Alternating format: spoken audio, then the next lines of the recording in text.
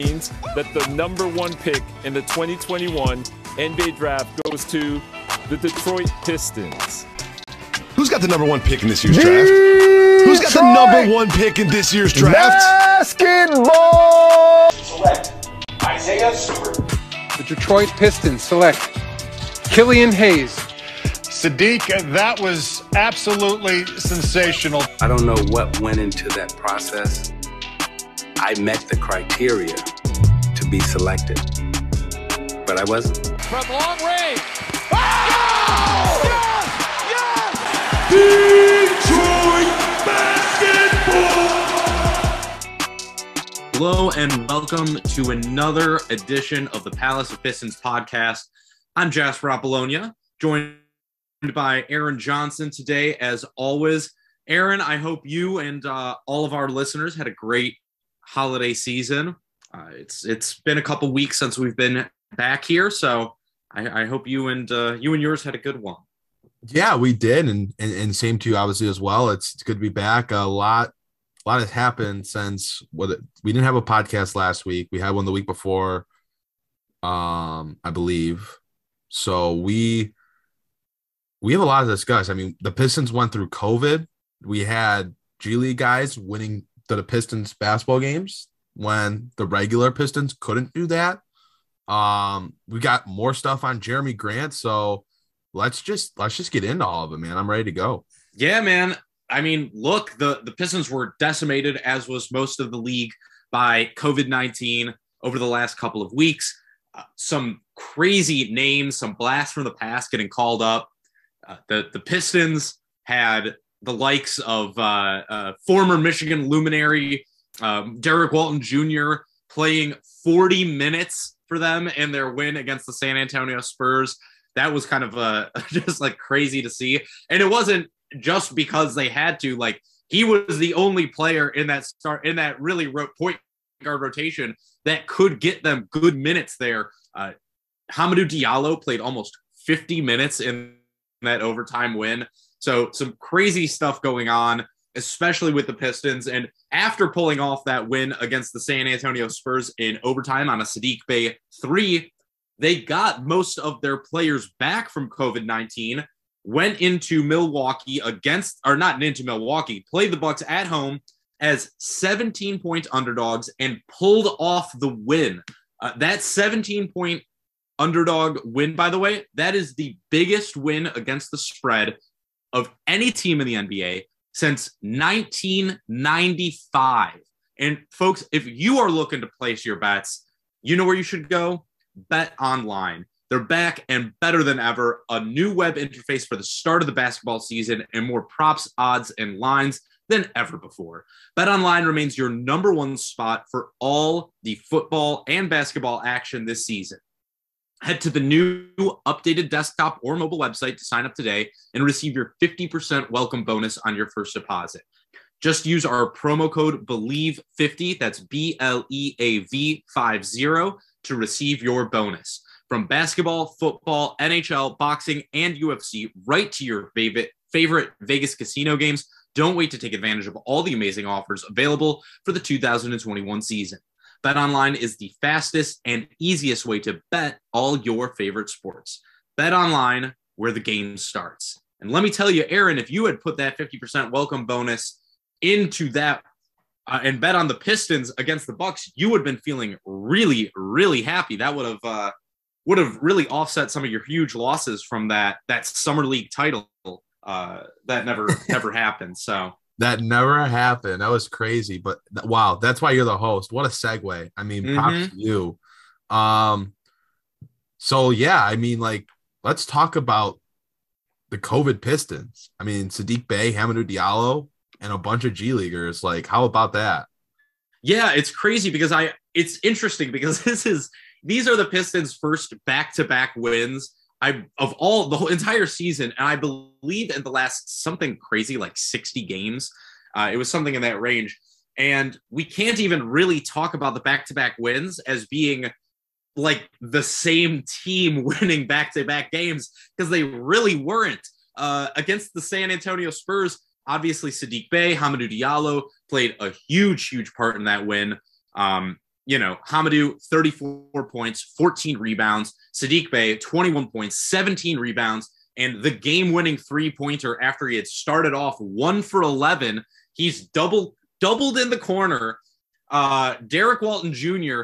throws a between-the-legs pass on Jakob Poeltl, gets it to Saddiq Bey, who somehow gets it up and just swishes that thing. He said that it felt good. He knew it was good as soon as he got the ball, which good for him because it's been hard to have a lot of confidence in these Pistons this season, especially when you're playing multiple G Leaguers in your starting lineup, multiple G Leaguers for close to 40 minutes a game. But they pulled it off, Aaron. Yeah, they did. I'm still not quite sure how, but they did. And I'll tell you what, I don't know. I think part of it is just we watched like 17 straight losses or whatever it was, 14, 15, whatever. But those 2 wins were just fun basketball. Like even watching the G League guys, I mean, I had seen a lot of them already throughout this season, being at the Motor City Cruise games and whatnot. I mean, Derek Walton Jr., that is a guy that literally he is an NBA player. I mean, there's only so many roster spots in the NBA. And he is a guy that when you talk about fringe NBA players, he is right there. He looked the part. He looked like an NBA player out there with the Pistons, and he was phenomenal in that game. And you know what he did? He went right back down to the G League, and in his first game back, put up a triple-double, a 20-point triple-double. Yeah, he's just an NBA player, and that's to win a game with 2 of your main roster guys, and then, yeah, you can say Luka Garza, but I mean, Garza has played, probably nearly as many G League games as he has NBA games this year.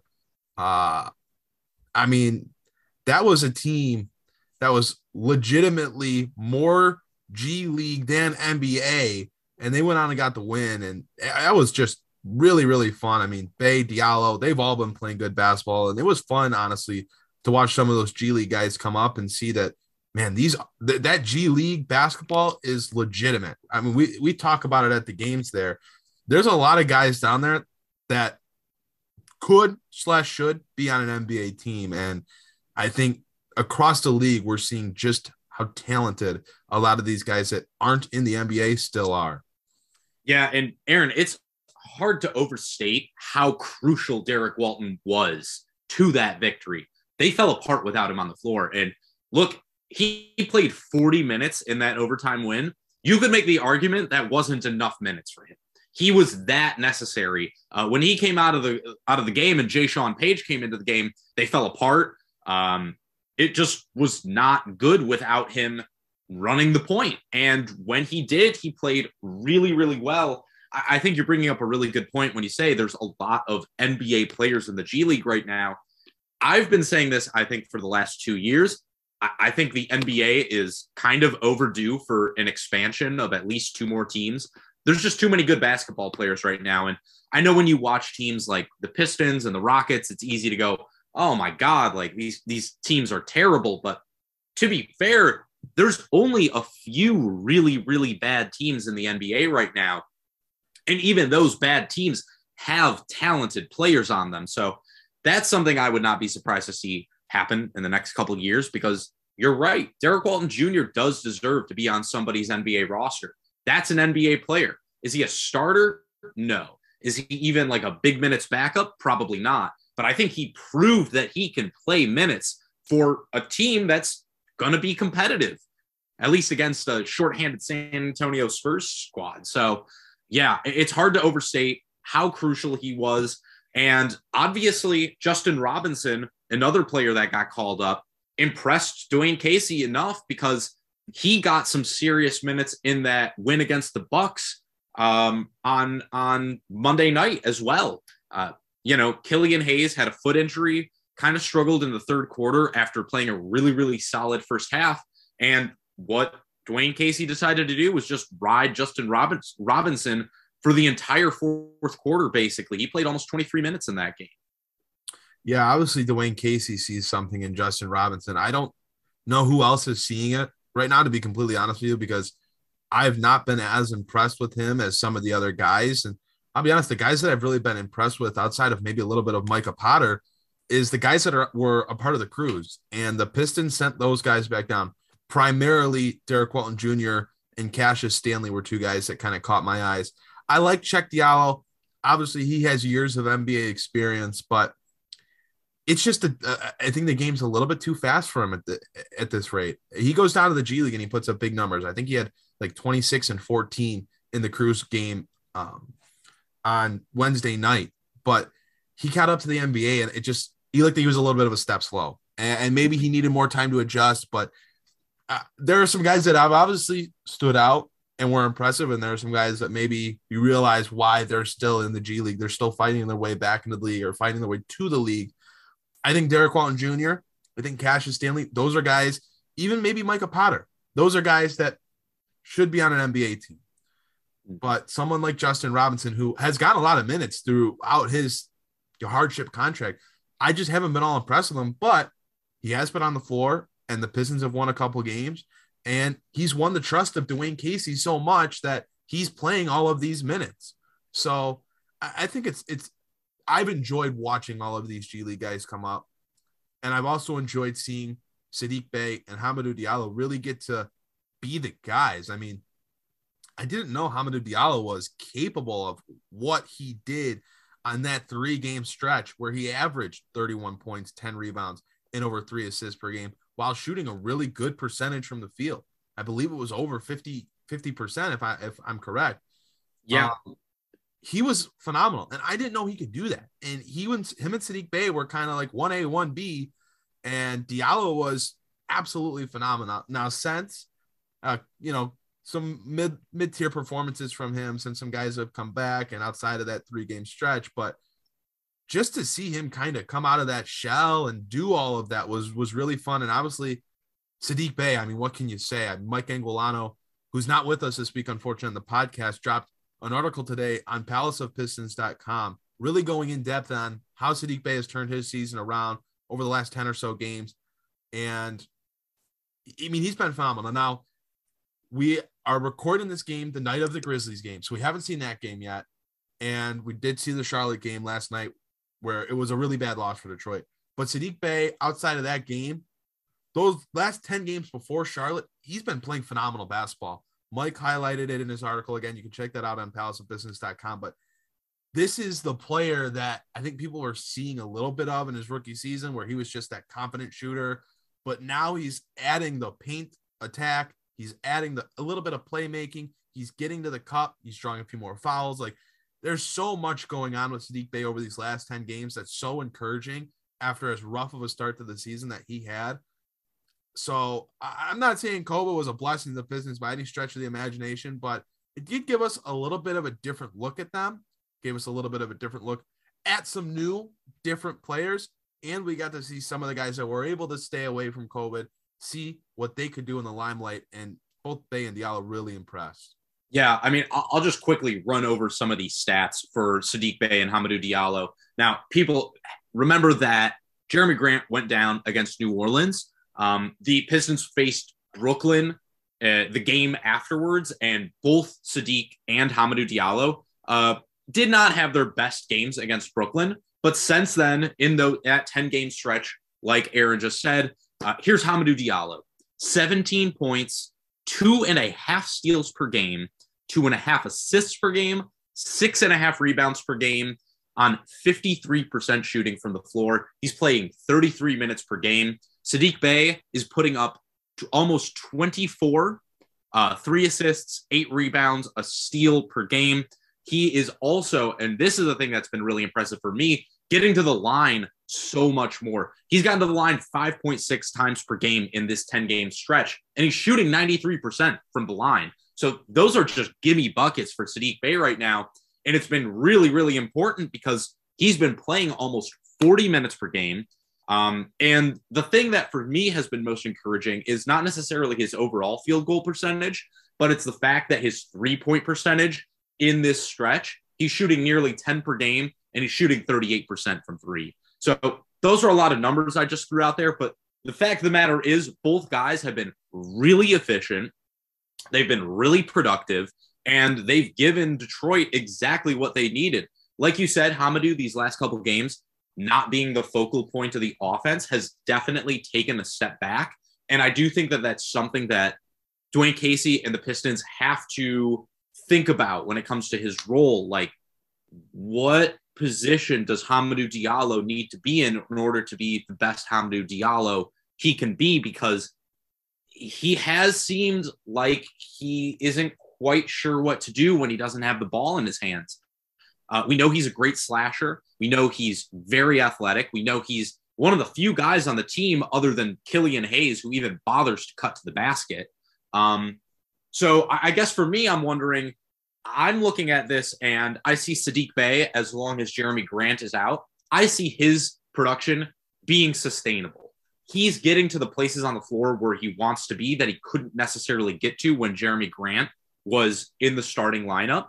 But now I see Hamidou Diallo having a little bit of that problem where it seems like he isn't 100% confident when to attack, when to take a back seat, what exactly he should be doing as a member of the starting lineup. And Aaron, I'm just wondering, what do you see as being the solution there for Hamidou?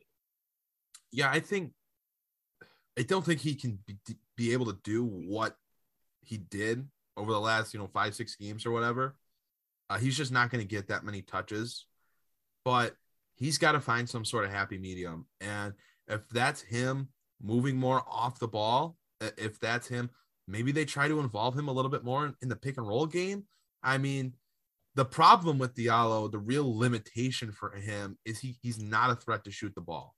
And there are times where, multiple times throughout the game where he gets the ball out on the wing or in the corner, and he's just not a threat to shoot from there. So all he can do is either pass the ball or try to take his defender to the cup. And he doesn't have the greatest touch around the rim. He'll sometimes take some tough looking floaters, or he'll step in for, a 16, 18-foot jump shot. Those are not the best looks for him. Obviously, the best way for him to score is getting right to the rim and being right under the basket. So trying to put him in situations where he can do that. I don't know if you can do things to get him open off the ball where he has an open lane to the rim.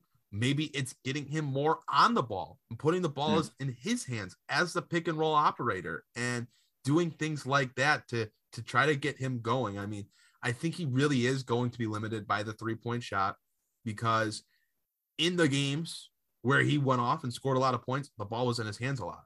And with Killian Hayes and Cade Cunningham back, your two primary ball handlers, that's going to just by nature force Diallo off the basketball. So it's going to be harder for him to impact the game offensively at the same level that he had been doing it when some guys were out. But there's still a reason for Dwayne Casey to try to find different ways to involve him, get the ball in his hands more, because we saw some really positive results when that was the case. Yeah, I mean, hey, 2.5 steals per game in that stretch is pretty impressive, especially since there was 3 games where he had 5 steals. That's a lot. And for a guy that has struggled at times on defense, I think that that's really crucial to him staying on the floor. I don't like that he gambles as much as he does. I don't like that he gets lost as much as he does. But if he's forcing turnovers, that's a good thing. Like you said, yeah, the shooting is definitely an issue. Look, he's been shooting 53% overall from the floor during this 10-game stretch, but that 3-point percentage is at 26%. And here for me is maybe the more worrying thing. He's only shooting 51% from the line.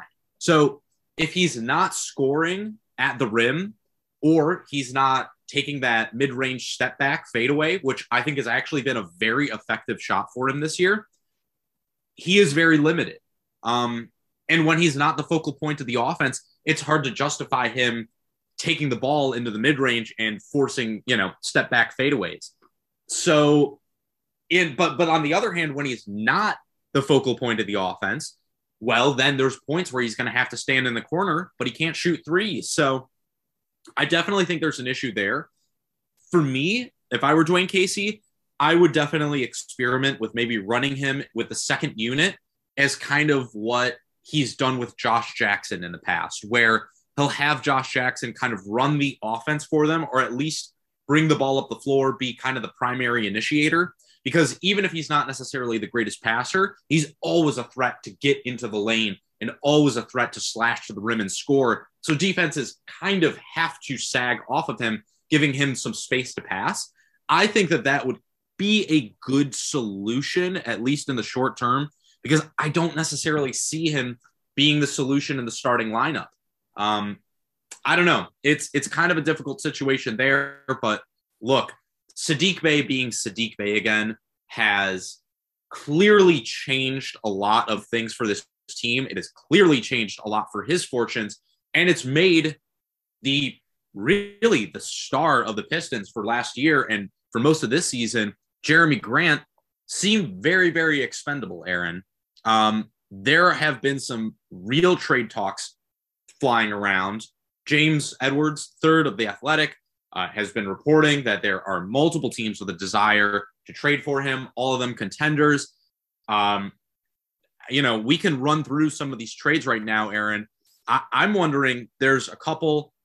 We've already discussed the potential for a Cam Reddish trade. We've already discussed the potential for maybe something in the Miles Turner kind of situation. Another trade target, though, that's come up in recent weeks has been the Chicago Bulls, which are rolling right now. A guy that the Pistons and Troy Weaver was reportedly enamored with, Pat Williams, might be on the block. So I'm wondering of the trades that you've seen thrown around, which ones are appealing to you? Is there anything else that you would like to throw in there? Or, hey, are you even thinking, I don't want to trade Jerami Grant? Yeah, I'll be completely honest. I don't understand fully the rush to trade Jerami Grant. Jerami Grant chose to be in Detroit. He wanted to be in Detroit. He took the same amount of money from the Pistons that Denver offered to be in Detroit.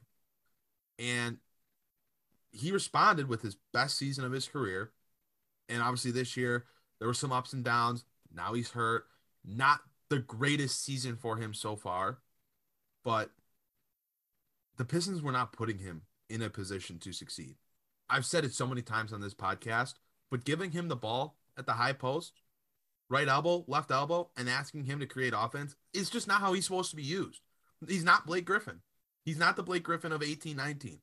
It's a different player completely. Jerami Grant is a great spot-up shooter. He's a great finisher down low. He can even cut to the basket a little bit. I mean, it's not something that we see him do all that often right now. Oh, he did it. But he did it all the time in Oklahoma City. He did it all the time with the Nuggets. Right. Like that was what he did. He cut to the rim and finished. You can do different things with him than what you're doing with him. You have two elite ball handlers, distributors, floor generals in Hayes and Cunningham. You don't have to have Jerami Grant on the ball every play. Put Grant in situations where he's a spot-up guy, where he's a rim runner, things like that. He doesn't always have to be the one isolating or being the ball handler in pick-and-roll situations. Like, use him in a better way, and you're going to see better results. It's just that simple. The Pistons have someone in Cade Cunningham who is more natural of a lead guy, a floor general, an isolator. He can do those things. He's going to do those things throughout his NBA career. Jerami Grant can do those things in smaller bunches, but use him in the right way, and you'll see much better results. I get it. You're going to have to pay Jerami Grant after next season. Yeah, but guess what? You have all the money in the world right now, and outside of Cade Cunningham, and I guess we're starting to see maybe Saddiq Bey as well again, is there anyone else on this roster that you're like, man, this guy's going to really cost a significant chunk of money when he becomes a free agent? No. I mean, no. Comes off the books. Lyles comes off the books. Corey Joseph comes off the books. Rodney McGruder comes off the books. All that dead money is going to come off the books by the time you have to pay Jerami Grant. And then you won't be paying Cade in that same offseason. You won't be giving him however much you're going to end up paying him, probably a lot of money. And will guys like Killian Hayes or Isaiah Stewart be on the roster? Will Hamidou Diallo be on the roster? How much money will those guys really be making? I don't see getting all infatuated with, oh, we have to pay this guy 2 years down the line. Guess what? If you go get Cam Reddish and he's as good as you guys think he is, you're going to have to pay him too. Same thing with the guy that I would probably prefer out of anyone in DeAndre Hunter.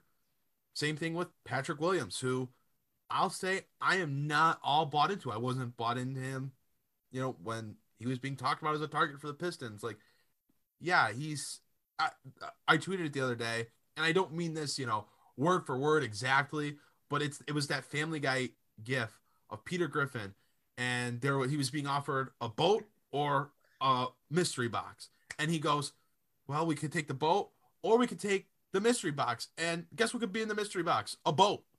Like, Jerami Grant is the boat, Patrick Williams is the mystery box, and you're hoping Patrick Williams turns out to be the boat, aka Jerami Grant. Like, isn't that kind of Patrick Williams down the line hopes, is that he becomes very similar to Jerami Grant? Because the Kawhi Leonard talk about him is, I'm sorry, it's insane. I mean, he could be a very poor man's Kawhi Leonard if things turn out all fine and dandy with him. But I think Jerami Grant is a really good comparison. They're similar builds, similar height, similar wingspan. Grant's got a couple more inches on him in that regard, but they have those same kind of features, the spot-up shooters, things like that. You are hoping that Patrick Williams turns into the player that you already have. And yeah, I get it. Grant's older, but that's okay. I mean, Grant's 27, 28. It's not like he's 31, 32, and you got to get him another contract. You're going to be paying him after his age 28 or 29 season. And I just don't think he's going to get the max contract. He might get a lot of money. Don't think he's going to get the max, especially with the way that he's played this year. And if the Pistons keep adding talent around him, he's going to be in a little bit of a smaller role to where he's not going to maybe have all those opportunities to have 20, 25, 30-point games. And maybe his value kind of gets, subdued a little bit just off that alone, having Cade Cunningham and having another top pick coming into the fold, and maybe you sign someone in free agency or whatever. There's going to be more talent around him that's going to take the ball out of Jerami Grant's hands, theoretically. Okay, so that was my rant. To kind of get back to the main question, I'm not in the rush to trade Jerami Grant, but to look at some of the trade options, I'd say Patrick Williams is probably my least favorite. I really like the Hawks as a team to make a deal with. I'm intrigued by DeAndre Hunter, who the Hawks probably don't want to give up, but that's the guy that I would want the most. A two-way, I think he has some real potential. I do really also like Cam Reddish, and I think he would be a great fit next to Cade Cunningham. I think having another guard, wing, whatever you want to call him, that can be a volume scorer, because Cade Cunningham doesn't always like to shoot the ball. He is a little tentative, quote-unquote, in that sense, where he likes to also pass, get other guys involved. You need a guy that wants to just go out and score, and Cam Reddish can do that. And we've seen it this year, the 30-point games. Like, he can shoot from the outside, he can get to the lane. He's even improved defensively. I'll give him that as well. I mean, and he's got all he's got all the attributes to do it. So it's important and it's good that he is doing it, but he also has a little bit of that two-way factor to him as well. So I think the Hawks, if you can get one of their young wings in Hunter or Reddish, I would be really intrigued by that. They have some other pieces that maybe get involved, maybe someone like Kevin Huerter. I think you'd have to take Danilo Gallinari probably as part of that, which would be fine because he's only guaranteed $5 million next year. So it actually would not be an issue in that sense from a monetary perspective. Look, Aaron, I will say this though, and maybe I'm playing devil's advocate here, but something I've seen a lot of, I see both sides to the Jerami Grant situation, because on one hand, yeah, everything you said is correct. Like, he's not being utilized correctly. I've seen some people, kind of scoff at trade rumors and be like, well, Grant's having a bad year offensively. And it's like, yeah, because he's not being played in the proper role. Like, if he's not the first option offensively, if he's not getting these high post looks and stuff like that, if he is going back to cutting and finishing and, spotting up, if he's going back to that, he's not a 20-point scorer. He's a 15-point scorer, but he's going to do it on much better efficiency. And if he doesn't have that huge offensive load, you're going to see him improve more defensively. He's already done it. Like, we've seen it for the Nuggets. And I think he's a better player than he was 2 years ago. I'm not even just saying that because of, the numbers increasing. I'm saying it because I think he's a more complete player. The difference is he's in a role that's not right for him. So on one hand, I see that. And like you said, exactly, when it comes to like the financial thing, it's like, look, unless you're going out there and signing like Brad Beal next offseason, really like look around, look at the free agents that you're going to get. Let's be real. The fact of the matter is you're most likely going to be settling for B plus free agents regardless. And I think that's probably what Jerami Grant is going to be when his contract is up after the end of next season. So it's not like he's a guy that, one, you're necessarily going to have to give a max contract. I don't think he's going to demand that kind of money. And two, he's the kind of free agent that you're going to have to be looking after anyway, because you're the Detroit Pistons and you're not a free agent destination. On the other hand, I also understand the idea to be like, look, Saddiq Bey improving the second Jerami Grant exited the starting lineup. I do not see that as being a coincidence. I'm at the point right now where I'm looking at it, and I think there is absolutely a one-to-one correlation there. So, Aaron, to counter what you're saying, I think that there is reason to say, look, if we're going to get Jerami Grant-like production out of Saddiq Bey on better efficiency, and he's not going to demand the ball in the same way Jerami Grant does, doesn't give you as much defensively, but you don't have to have so much from him in terms of demanding the ball. If we can get that from Saddiq Bey and we can also get assets in return for Grant, why wouldn't you do that if you're the Pistons? I think that makes a whole lot of sense. If I could get somebody like Cam Reddish or Hunter or Patrick Williams or a guy I was playing around with in the trade machine, someone like Jalen Smith from the Phoenix Suns, I think that they would have a lot of interest in trading for Jerami Grant. So I see both sides to this argument. I think right now, if I'm looking at it, I would trade Jerami Grant. I know you can hang on to next season. I know that you can wait a little bit longer, but I'm more interested in seeing what I have from Saddiq Bey at this point, and I'm more interested in getting back some assets before the draft comes up, because then I know what I really need in the draft as well, right? Yeah, I get it. And I don't even disagree with your point of the correlation between Bey playing better and Grant exiting the court. I do think a lot of it comes down to how both the guys are used.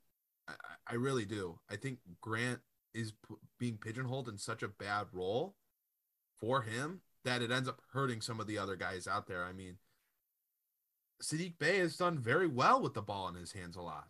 And Jerami Grant might be better if those two kind of, in a sense, swapped roles. Now, I'm not saying Saddiq Bey becomes the guy gets the ball at the high post every time, but letting Saddiq Bey find his way to the rim is going to go well.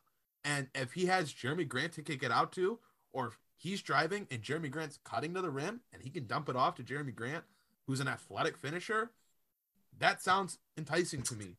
I get what you're saying, Aaron, but and I agree with you. In theory, I agree with you. That's what I thought coming into this season. But in practice, it just hasn't happened like that. They get in each other's way.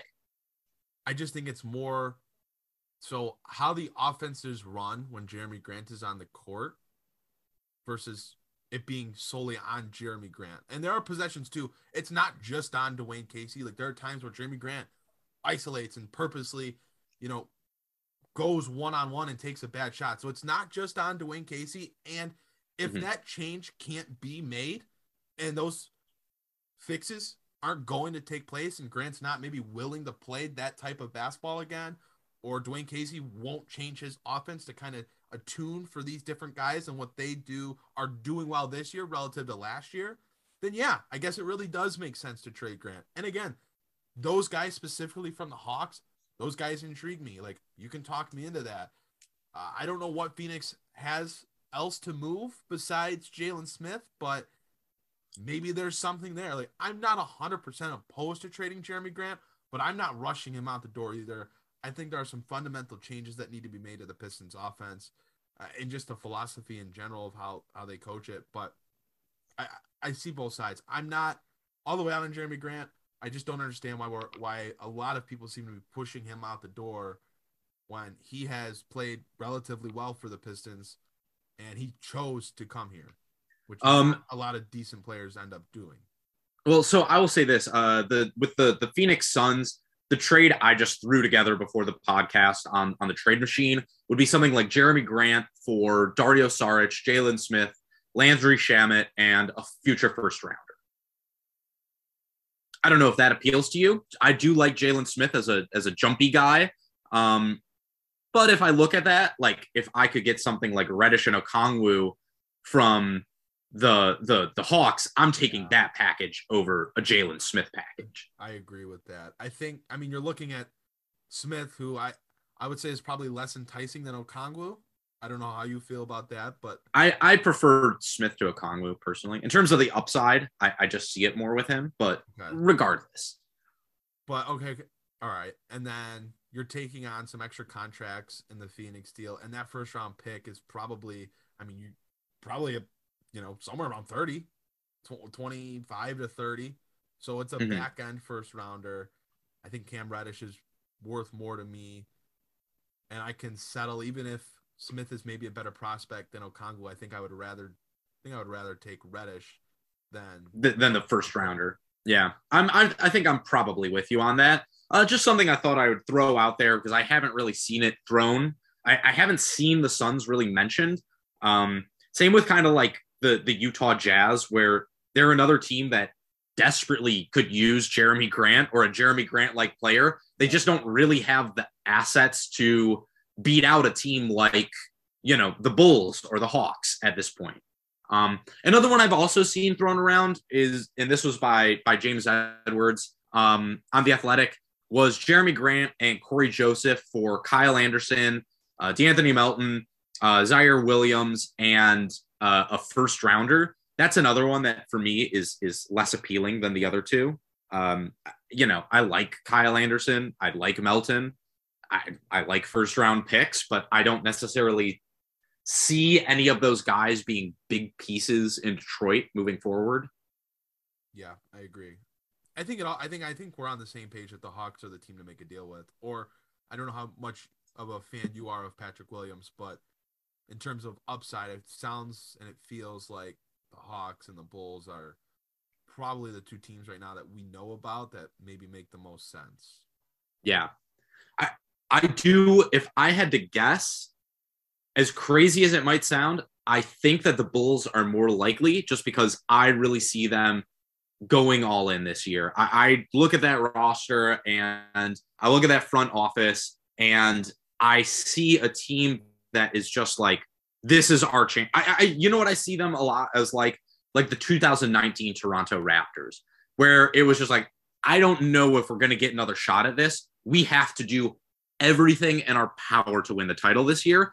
And while I think Atlanta is in a way desperate as well, it's a different kind of desperation. They're more the desperation of like, we have these expectations. We want to be better, but we don't want to oversell. They don't want to make the wrong move. The Bulls at this point, I don't think they care. I think they're like the Rams for football, where they're just like, yeah, Von Miller, I don't care. I'll trade all my first rounders. I don't care. I don't need young players. I need to win the title. And I could definitely see them making that Godfather offer type deal, And Patrick Williams is the kind of guy that if you are trading Jerami Grant, in my opinion, you do trade him for somebody like Patrick Williams, who has the kind of upside to pair with somebody like Cade Cunningham and be a really, really forceful defender, even if he's maybe not what Jerami Grant is offensively at this point. And of course, he's younger too. And, you're probably not going to have to pay him the same amount of money you'd have to pay Jerami Grant in 3 years, but we'll see. Who knows? Yeah. I mean, okay. Last thing we'll post so we can wrap this up. If you're making a prediction, do you think Jerami Grant is traded this season? Yes. There's too much smoke. Way too much smoke for there not to be fire. I mean, maybe they don't. Maybe it's like an Andre Drummond situation where he was thrown around in trade rumors for like 3 years in a row. But for me, this is a little bit different because I see Grant as being a player that actually has a lot of appeal to contending teams, whereas Drummond was going to cost too much. I see Grant being a little bit more of like okay, we can justify this to our fan base. We can justify this to our head coach. we can justify this to the front office by taking on a player like him, because he's going to help you on both ends. And he's also the type of guy where he's proven it in the playoffs before. He's done it for OKC. He's done it for the Nuggets. That's why he got the big contract in the first place, was because he did it for the Nuggets. He was that good in the playoffs. He was that impactful. So, yeah, I do think he gets moved to a team with real championship aspirations.